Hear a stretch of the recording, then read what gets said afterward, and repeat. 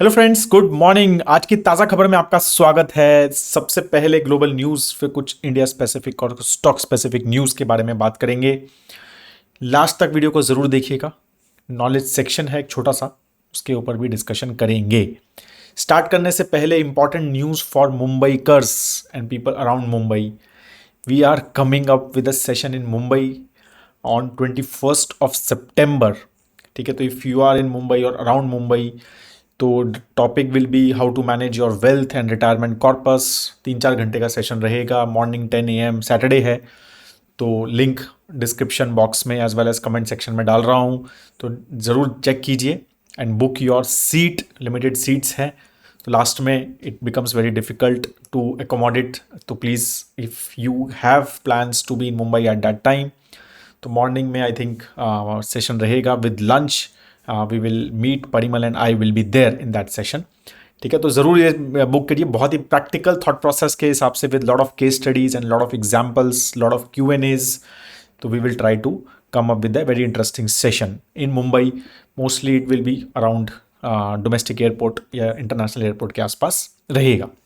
ठीक है, स्टार्ट करते हैं ग्लोबल न्यूज़ से। सबसे पहले तो मार्केट्स थोड़ी डाउन थी मेजरली। जो एनवीडिया का कल रिजल्ट आया वो थोड़ा सा डिसअपॉइंटिंग था। इवन दो सेल्स और अर्निंग दोनों डबल किया उन्होंने, तो मतलब बहुत अच्छा नंबर्स थे। बट ऑफ कोर्स मार्केट का जो एक्सपेक्टेशन था with the kind of valuations और जो kind of rally, $3 trillion plus का जो वैल्यूएशन हो गया था एनवीडिया का, जिस तरह को उनका उन्होंने ग्रोथ किया, तो of course the expectation was even higher, right. And उसकी वजह से वो एक्सपेक्टेशन से थोड़ा कम रहा। उन्होंने जो बोला कि जब नए प्रोडक्ट्स उन्होंने लॉन्च किए हैं उसमें थोड़ी सी कॉम्प्लिकेशंस है एंड ऑल दोज थिंग्स, तो मार्केट ने थोड़ा सा उसको डाउन किया। I think almost 6% plus the stock was down, और ओवरऑल उसकी वजह से नैस्डैक और S&P 100 तो 500, तो जबकि बहुत ज़्यादा डाउन नहीं थे, मतलब बहुत ज़्यादा नेगेटिव इम्पैक्ट नहीं था उसका, but only stock was impacted. Overall the market was still holding up overall. Again result, GDP के नंबर्स आए यूएस के। जीडीपी जो उनका जो आया from perspective of second quarter, right, June quarter में, तो दैट ग्रू बाय 3%। ठीक है, तो अगेन एक्सपेक्टेशन से अच्छा था। ओवरऑल एक्सपेक्टेशन 2.8% का था, राइट। और जो ओवरऑल 3% से ग्रो हुआ, तो थोड़ा सा जो रिसेशन फियर्स हैं जो थे, मतलब रादर देन जुलाई में हमने जब थोड़ा बहुत डिस्कशंस करते थे हम, तो ऐसा हो रहा था कि रिसेशन आने वाला है, रिसेशन आने वाला है, राइट। तो वो थोड़ा सा सबसाइड आई थिंक हो गया है with the kind of numbers. एक आध दो नंबर्स आए थे जॉब मार्केट वगैरह के जो थोड़े जुलाई में आए थे, जिसकी वजह से एकदम से ये हो गया था कि भाई, are we too late to reduce interest rates. अब मोस्टली जिस तरह के जैक्सन होल वगैरह की मीटिंग हुई, लग रहा है कि सितंबर में तो सर्टन है ही कि इंटरेस्ट रेट कट होंगे। अब 0.25 होगा या 0.5 होगा, अब इसी के ऊपर डिस्कशन है, राइट। बट ओवरऑल जीडीपी के नंबर से ये चीज़ क्लियर है कि भाई इकोनॉमी में एक डिसेंट बज है, right. It is not that bad जो एक आध दो नंबर्स आए और उसकी वजह से जो इम्पैक्ट लगा, राइट। कंज्यूमर स्पेंडिंग भी जो है वो 2.9% से बढ़ी as compared to last quarter. Last quarter में जीडीपी ग्रोथ इस बार 1.4% ओनली, तो इस बार 3%, राइट, तो वो अच्छा रहा, राइट। इम्पोर्ट्स डेफिनेटली थोड़े बढ़ रहे हैं। एक्सपोर्ट्स जो हैं वो थोड़े जो हैं वो कम हुए। ओवरऑल नेगेटिव जो थोड़ा रहा वो एक्सपोर्ट्स पे रहा। यूएस के बारे में बात कर रहे हैं, ठीक है। तो ये सारी चीज़ें रही। ओवरऑल ट्रेड डेफिसिट जो है वो बढ़ रहा है, ऑलमोस्ट 2 ईयर हाई पे उनका ट्रेड डेफिसिट ऑलमोस्ट पहुंच गया है, राइट। मंथली ट्रेड डेफिसिट की अगर हम बात करें तो ऑलमोस्ट $100 बिलियन का ट्रेड डेफिसिट जो है वो जुलाई में रहा उनका, right, which is like almost 2 years high. तो imports are increasing and exports are decreasing, and that's उसकी वो अपने को जीडीपी नंबर्स में भी वहाँ पर दिखा है। इंडियन नंबर्स के बारे में बात करें या न्यूज़ के बारे में बात करें, बाकी from again crude and all there was no major news. Almost around $80 $81 के आसपास वो चल ही रहा है, वैसा ही थॉट प्रोसेस चल रहा है। इंडियन इकोनॉमी की वजह से बात करें तो मूडीज़ ने इंडिया का ग्रोथ प्रोजेक्शन बढ़ाया है फॉर 2024 कैलेंडर ईयर।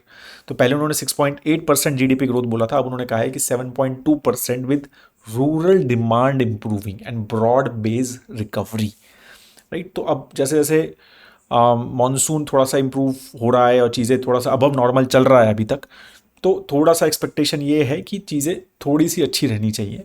ठीक है, तो इकोनॉमी में थोड़ा सा वो बूस्ट आना चाहिए, और रूरल का जो थोड़ा सा स्ट्रेस था, एक डिस्ट्रेस की बात हो रही थी और के शेप्ड रिकवरी की जो बात चल रही थी और हो भी रही थी last after covid specially, right, premiumisation का जो ट्रेंड था अभी भी रहेगा, बट एटलीस्ट अब थोड़ी broad based recovery and broad based growth की जो है काफ़ी जगह पे बात हो रही है।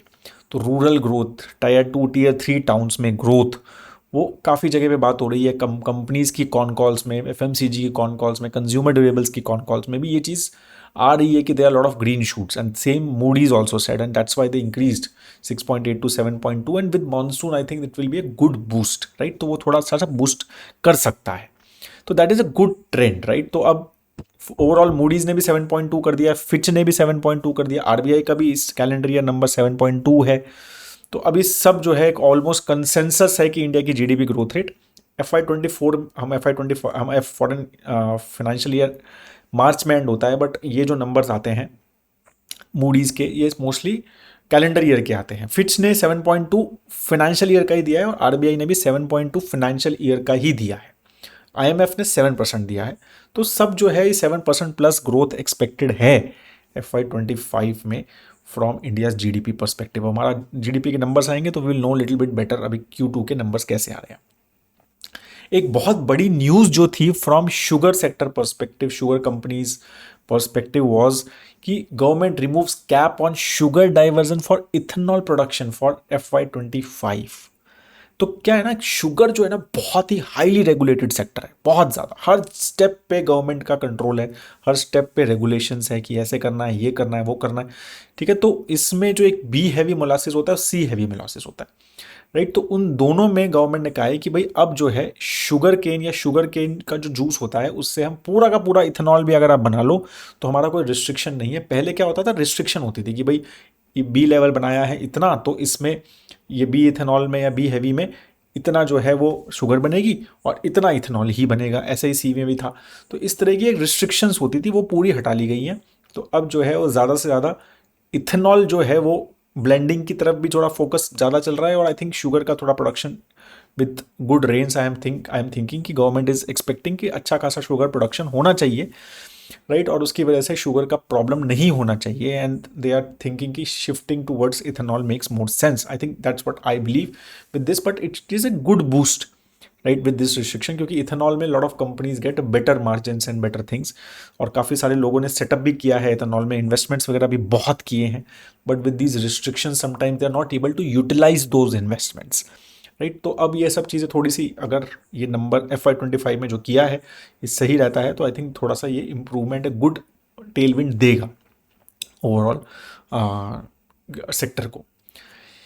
सबसे बड़ी news on stock specific, right. तो ऑफकोर्स काफ़ी सारे लोगों को आपको पता होगा और एक्सपेक्ट भी कर रहे होंगे कि I will cover that up, and I will Reliance Industries annual general body meeting, right. तो उसके ऊपर काफ़ी सारी डिटेल मीटिंग हुई, ऑल जो major folks talked about various things. तो मेजर चीज़ें जो रिलायंस ने बताई, और उसकी वजह से स्टॉक भी कल थोड़ा सा पॉजिटिव रहा, मार्केट थोड़ा सा नीचे नेगेटिव था, आफ्टर देयर AGM थोड़ा सा पॉजिटिव ट्रेजेक्ट्री में रहा, राइट। तो क्या बात हुई, क्या चीज़ें पॉजिटिव रही, वो चीज़ें बात करेंगे, और क्या क्या चीज़ें थोड़ी सी मार्केट को अच्छी नहीं लगी वो भी बात करेंगे।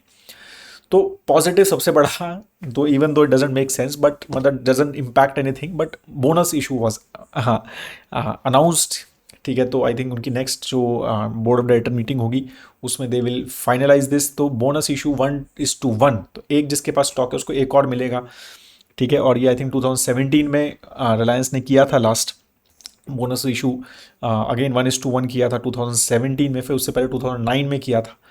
तो अब 7 साल में again they have come up with the bonus issue. तो अब बेसिकली क्या होगा, रिलायंस का जो प्राइस है वो अराउंड 3000 प्लस चल रहा है, वो हाफ हो जाएगा, 1500 रुपये के आसपास हो जाएगा, और आपको एक और शेयर मिल जाएगा। तो it's like a split kind of bonus issue, similar thing, as such it doesn't create any value, but लोगों को अच्छा लगता है, थोड़ा सस्ता हो जाता है स्टॉक, राइट। तो थोड़ी वॉल्यूम बढ़ जाता है, उसका ही इम्पैक्ट है, but there is no, it is a feel good factor, ठीक है, उसका कुछ इम्पैक्ट नहीं होता है।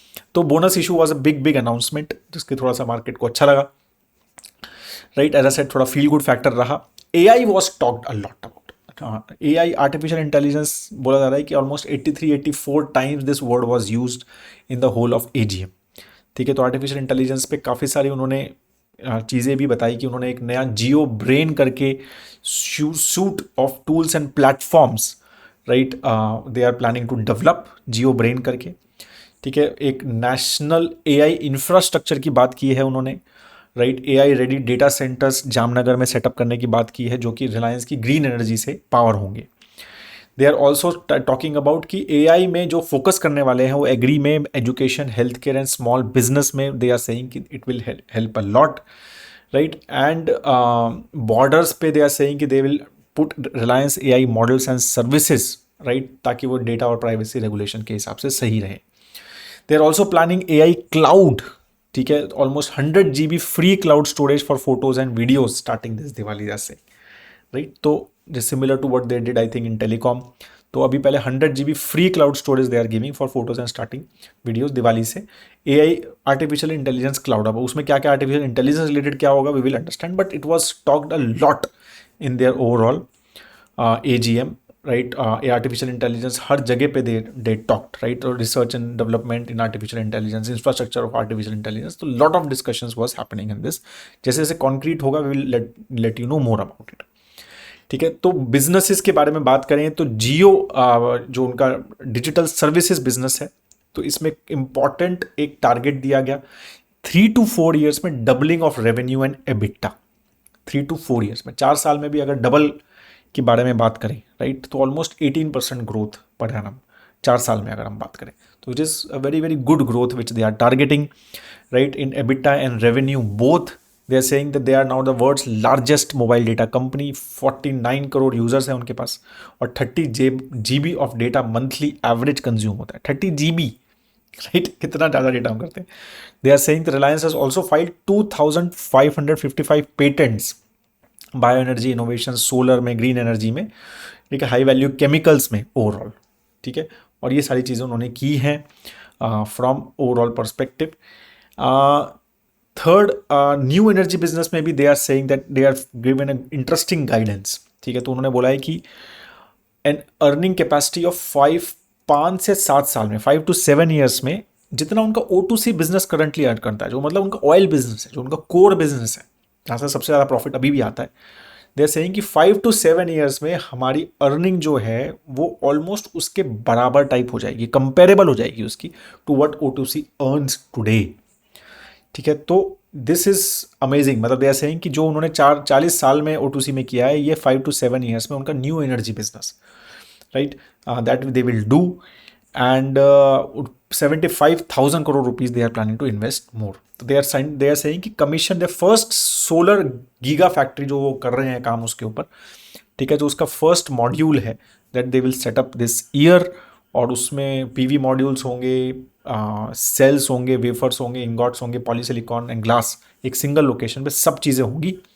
अगर आपको ये समझना है कि ये कैसे होता है, तो मेरा सोलर एनर्जी का एक वैल्यू चेन वीडियो है, तो यू विल अंडरस्टैंड कि what they are trying to do here. ठीक है, तो ये सारी चीज़ें उन्होंने मतलब बेसिकली बात की। अगेन रिलायंस रिटेल की भी बात की उन्होंने, एंड दे सेड कि they are luxurious jewellery segments में they are planning to foray again Titan Co, I think again they have some presence, but I think they are planning to more luxury, they want to go. 19,000 stores they said they have created, or they are also focusing a lot on grocery, right, तो उसके ऊपर भी काफ़ी focus उन्होंने बोला है। तो ये सारी चीज़ें मेन जो बात हुई उनके जो ओवरऑल बिजनेसेस के ऊपर, तो that's what they talked about. And they also talked about, हाँ, जो जो नहीं नेगेटिव थोड़ा सा रहा वो था कि नथिंग ऑन रिलायंस रिटेल या रिलायंस जियो का IPO के बारे में कोई डिस्कशन नहीं था, nothing this side about it.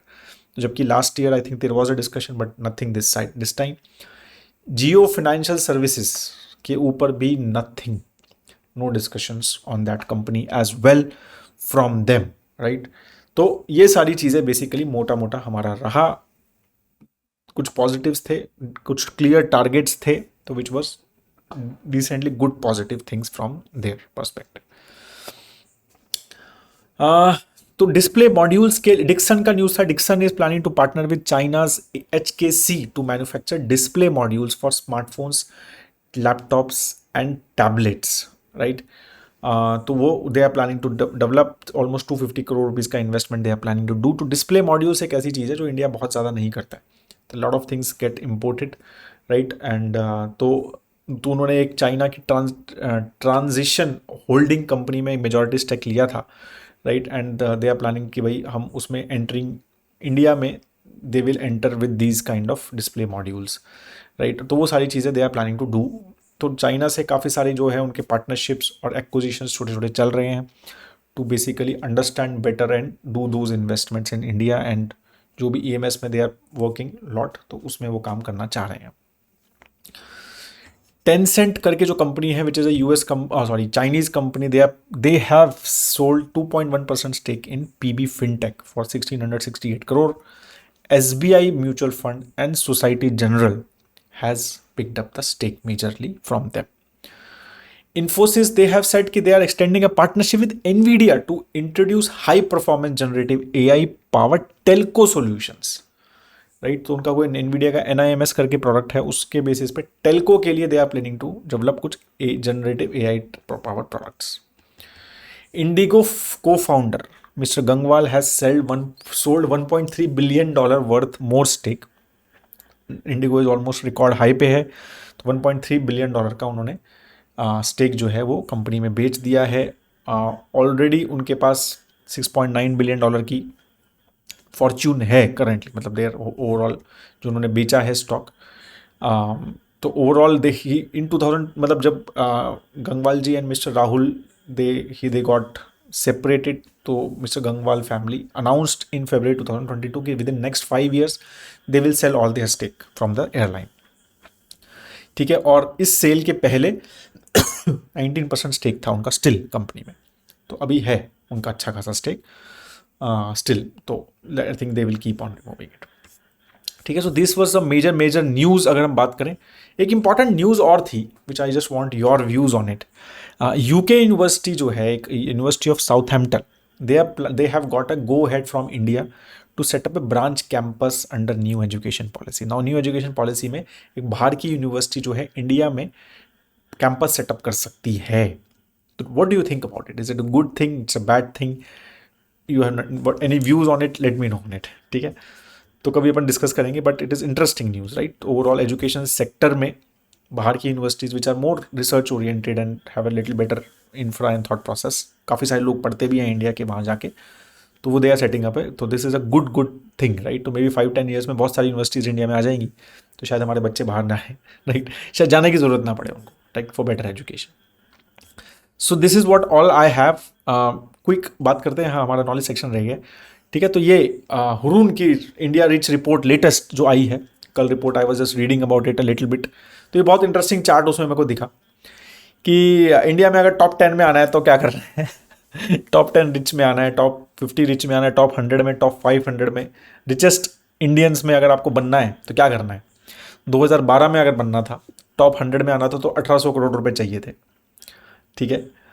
अब 2012 में 1800 करोड़ चाहिए थे, अब 28,000 करोड़ चाहिए, ठीक है।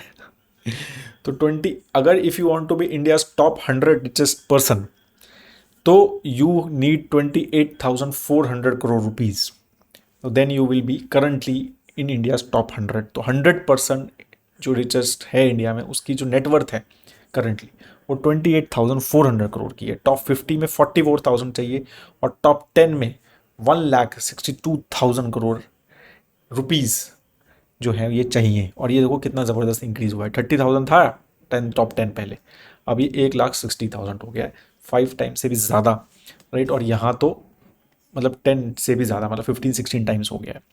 टॉप 500 में if you want to be there, then also 5,400 crore rupees is what we need to be, ठीक है। तो अगर हमें टॉप 500 इंडियाज रिचेस्ट में आना है, टॉप 1000 में आना है, तो यहाँ नहीं है number, but I am telling you around 1900 crore rupees is what currently on current value 2024 में बता रहा हूँ, 1900 करोड़ रुपए में अगर आपके पास हैं, तो आप इंडिया के टॉप 1000 लोगों में हैं, राइट, रिचेस्ट लोगों में हैं, अगर आपके पास 1900 करोड़ रुपए के आसपास हैं।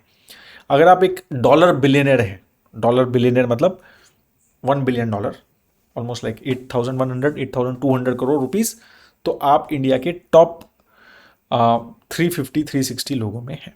मतलब इंडिया में dollar billionaire around 370 dollar billionaires हैं इंडिया में, जो जिनके पास एक $1 बिलियन प्लस है। ठीक है, तो ये इंटरेस्टिंग है। अगर कुछ डेटा है, कुछ मतलब नहीं है इसका।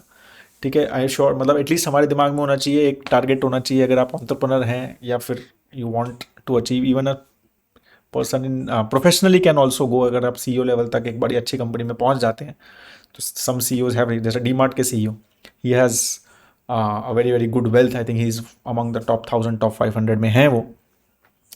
ठीक है, अगर इंडिया में रह के। बाकी यूएस में बहुत सारे इंडियन सीईओज हैं जो they are a billionaires being a professional as well. तो I think we should definitely all have this numbers in mind and thought, think about it, right. तो ये वेल्थ क्रिएट करनी है अपने को, ऐसा सोचना चाहिए, right. But it these are good interesting numbers and how this is increasing, ये इंक्रीज भी हो रहे हैं। ठीक है, तो ये जब तक हम वहाँ पहुँचेंगे तो ये आगे जाएगा, तो वो भी हमें समझना है। Thank you so much, I think it is interesting, as I said nothing, just informative है, नो एक्शन ऑन दिस। ठीक है, have a great time ahead दोस्तों। वो मुंबई वाले सेशंस का जरूर ध्यान रखिए, link I am posting in the comment section. Have a great time ahead, जय हिंद।